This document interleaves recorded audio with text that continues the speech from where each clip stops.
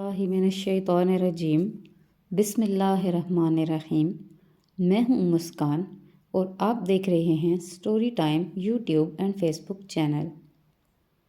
تو ناظرین، آج جو ہم کہانی آپ کو سنانے جا رہے ہیں اس کا عنوان ہے رزق کے 4 دروازے۔ تو شروع کرتے ہیں۔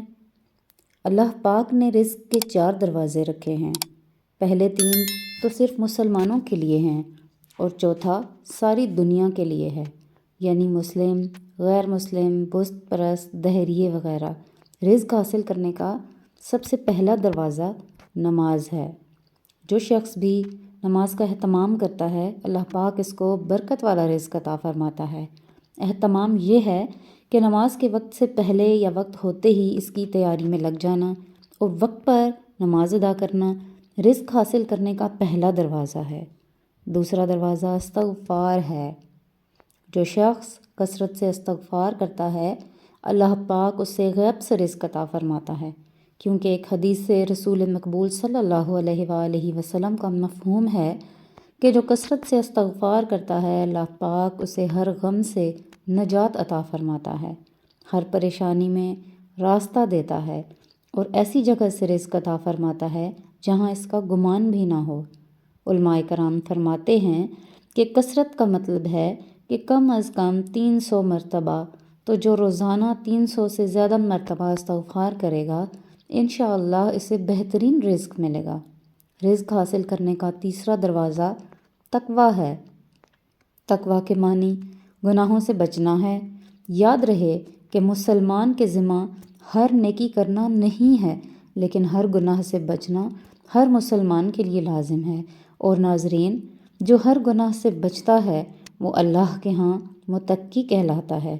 اس کا آسان طریقہ یہ ہے کہ ہم ہر کام کرنے سے پہلے یہ دیکھ لیں کہ اس کام سے اللہ اور اس کے رسول حضرت محمد مصطفیٰ صلی اللہ علیہ وآلہ وسلم نے منع تو نہیں فرمایا۔ اگر منع فرمایا ہے تو ہم رک جائیں۔ جو اللہ کا ہو جاتا ہے تو پھر اللہ اپنے بندوں کو اس کی خدمت پر مامور فرما دیتا ہے۔ رزق حاصل کرنے کا چوتھا دروازہ ذریعہ معاش اختیار کرنا ہے، اور یہ دروازہ سب کے لیے ہے، کوئی کافر ہو یا مسلم، بتوں کو پوجنے والا ہو یا آتش پرست۔ اگر وہ معاش کا کوئی ذریعہ اختیار کرے گا تو اللہ اسے رزق عطا فرمائے گا۔ مجھے افسوس اس بات پر ہے کہ مسلمانوں کی اکثریت نے پہلے 3 دروازے بھلا دیے اور آخری دروازے کو ہی لازمی سمجھ لیا، جبکہ ان 3 دروازوں سے رزق حاصل کرنا بہت ہی آسان ہے۔ یہاں کوئی میری بات سے یہ مطلب نہ لے کہ ملازمت، کاروبار یا معاش کا کوئی بھی دوسرا ذریعہ جو ہم نے اختیار کیا ہوا ہے اسے چھوڑ کر بیٹھ جائیں اور کام نہ کریں۔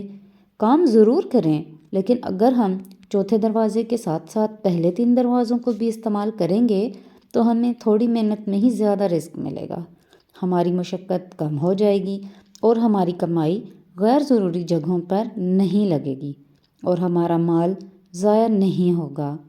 تو ناظرین، آپ کو ہماری ویڈیو کیسی لگی کامنٹ کر کے ہمیں ضرور بتائیں۔